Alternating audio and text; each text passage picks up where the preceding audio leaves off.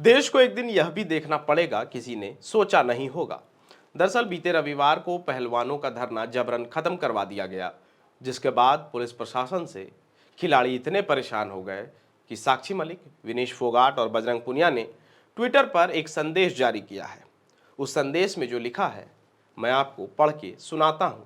इससे आपको इन खिलाड़ियों की बेबसी का अंदाजा हो जाएगा। तीनों ने लिखा, 28 मई को जो हुआ आप सब ने देखा।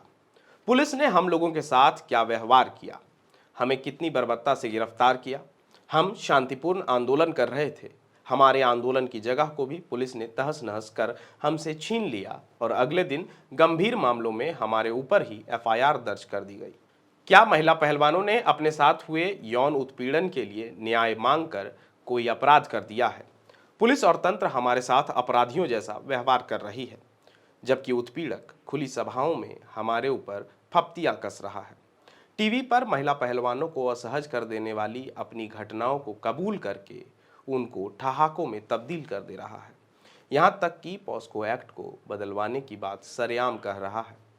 हम महिला पहलवान अंदर से ऐसा महसूस कर रही हैं कि इस देश में अब हमारा कुछ बचा नहीं है। हमें वो पल याद आ रहे हैं जब हमने ओलंपिक वर्ल्ड चैंपियनशिप में मेडल जीते थे। अब लग रहा है, क्यों जीते थे? क्या इसलिए जीते थे कि तंत्र हमारे साथ ऐसा घटिया व्यवहार करे, हमें घसीटे और फिर हमें ही अपराधी बना दे? कल पूरा दिन हमारी कई महिला पहलवान खेतों में छिपती फिरी। तंत्र को पकड़ना उत्पीड़क को चाहिए था, लेकिन वह पीड़ित महिलाओं को उनका धरना खत्म करवाने, उन्हें तोड़ने और डराने में लगा हुआ था। अब लग रहा है हमारे गले में सजे इन मेडलों का कोई मतलब नहीं रह गया। इनको लौटाने की सोचने भर से हमें मौत लग रही है, लेकिन अपने आत्मसम्मान के साथ समझौता करके भी क्या जीना। अब मन में सवाल आया कि मेडल किसे लौटाएं? हमारी राष्ट्रपति को, जो खुद एक महिला हैं। मन ने ना कहा, क्योंकि वो हमसे सिर्फ 2 किलोमीटर दूर बैठी सिर्फ देख रही हैं, लेकिन कुछ भी बोली नहीं। हमारे प्रधानमंत्री को, जो हमें अपने घर की बेटियां बताते थे, मन नहीं माना, क्योंकि उन्होंने एक बार भी अपने घर की बेटियों की सुध-बुध नहीं ली, बल्कि नए संसद के उद्घाटन में हमारे उत्पीड़क को बुलाया और वह तेज सफेदी वाला चमकदार कपड़ों में फोटो खिंचवा रहा था। उसकी सफेदी हमें चुभ रही थी, मानो कह रही हो, मैं ही तंत्र हूं। इस चमकदार तंत्र में हमारी जगह कहां है? भारत की बेटियों की जगह कहां है? क्या हम सिर्फ नारे बनकर या सत्ता में आने भर का एजेंडा बनकर रह गई हैं?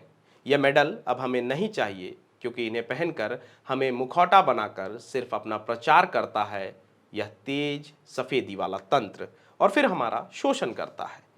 हम उस शोषण के खिलाफ बोले तो हमें जेल में डालने की तैयारी कर लेता है।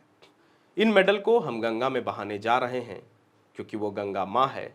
जितना पवित्र हम गंगा को मानते हैं, उतनी ही पवित्रता से हमने मेहनत कर इन मेडलों को हासिल किया था।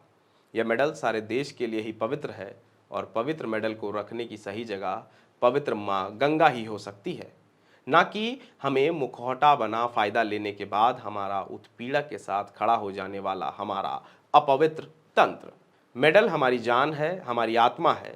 इनके गंगा में बह जाने के बाद हमारे जीने का कोई भी मतलब नहीं रह जाएगा।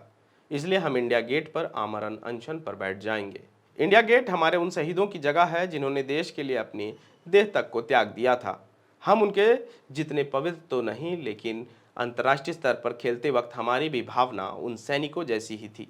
अपवित्र तंत्र अपना काम कर रहा है और हम अपना काम कर रहे हैं। अब लोगों को सोचना होगा कि वो अपनी इन बेटियों के साथ खड़े हैं या इन बेटियों का उत्पीड़न करने वाले उस तेज सफेदी वाले तंत्र के साथ। आज शाम 6 बजे हम हरिद्वार में अपना मेडल गंगा में प्रवाहित कर देंगे। इस महान देश के हम सदा आभारी रहेंगे। अगर आप चाहते हैं कि हमारे वीडियोस का नोटिफिकेशन आपको बिना देरी के मिलता रहे, तो आप इस चैनल को फॉलो और सब्सक्राइब जरूर कर लें। बाकी आप हमारे काम को लेकर कोई सुझाव हमें देना चाहते हो तो कमेंट बॉक्स में आप सादर आमंत्रित हैं। इसके अलावा हमारे वीडियोस आपको अलग अलग ठिकानों जैसे फेसबुक, इंस्टाग्राम, ट्विटर पर भी देखने को मिलेंगे, जिसके लिंक डिस्क्रिप्शन में डाल दिए गए हैं। शुक्रिया।